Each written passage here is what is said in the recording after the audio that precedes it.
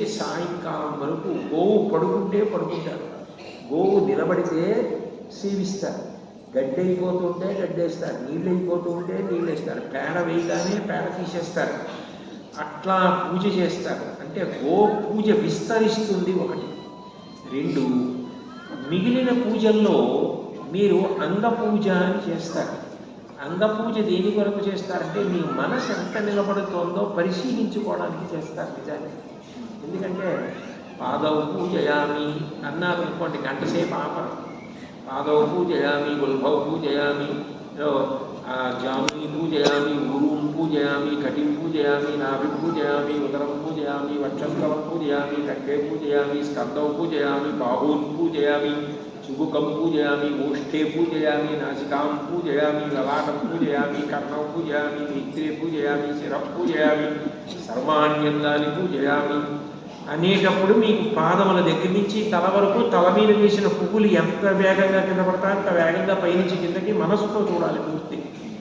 అది అభ్యాసం, సాధన. అందుకు అంగపూజ. దీని తర్వాత అంగపూజ చేయిస్తాను అంటారు. కానీ గోవు విషయంలో ఒక చమత్కారం.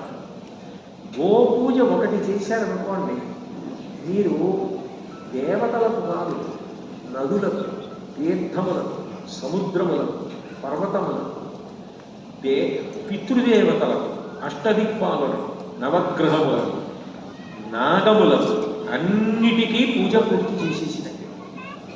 ఆ రోజున సమస్త పూజనీయమైన వాటికి పూజ చేయాలంటే గోపూజ చేస్తారు.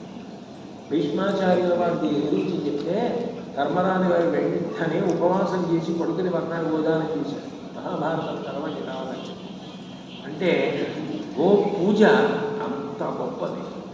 గోవు యొక్క అంగ ప్రత్యంగముల యందు దేవతలు ఎట్లా ఉంటారు, అది రమించి పూజ చేసేటప్పుడు ఏం చేస్తారంటే భార్య పూజ పాత్ర పట్టుకుంటుంది. బ్రహ్మస్థానంలో ఉన్న వ్యక్తి ఒక్కొక్క అవయవమునందు ఏ దేవతలు ఉన్నారో చెప్తాడు. ఉదాహరణకి శృంగమూలయో బ్రహ్మ విష్ణుం పూజయామి. ఆ కొమ్ముల చివరి భాగమునందు బ్రహ్మ విష్ణువులు ఉంటారు. అక్కడికి వెళ్ళి అక్షతలో, పసుపో, కుక్కమో, మారేడుదలమో, పువ్వో వేస్తాడు.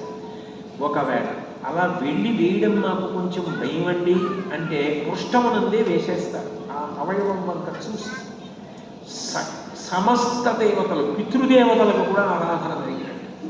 అంత గొప్పది. అట్లా ఎలా ఉంటాయన్న విషయాన్ని నేను ఇప్పుడు ఇంతసేపు వివరించే కన్నా సాంకేతిక సహకారంతో కొన్ని విషయాలు, అన్నిటినీ కాకపోయినా గోవు యొక్క ప్రధాన అవయవముల యందు ఎక్కడెక్కడ ఏ దేవతలు ఉంటారో ఇప్పుడు మీకు ఒక్కసారి చూపిస్తారు. మీరు ఆ తెర మీద చూడండి.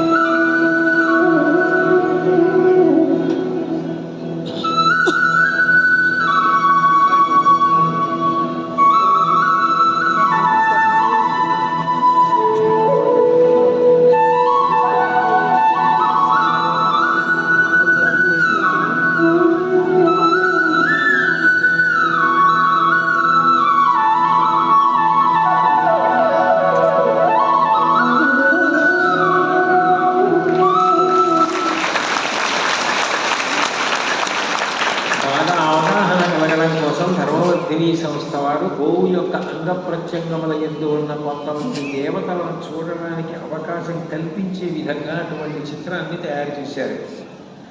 అట్లాగే గోపూజ ఎంత గొప్పదో నిరూపణం చేసిన తర్వాతి చిత్రం దగ్గరికి వచ్చేటప్పటికీ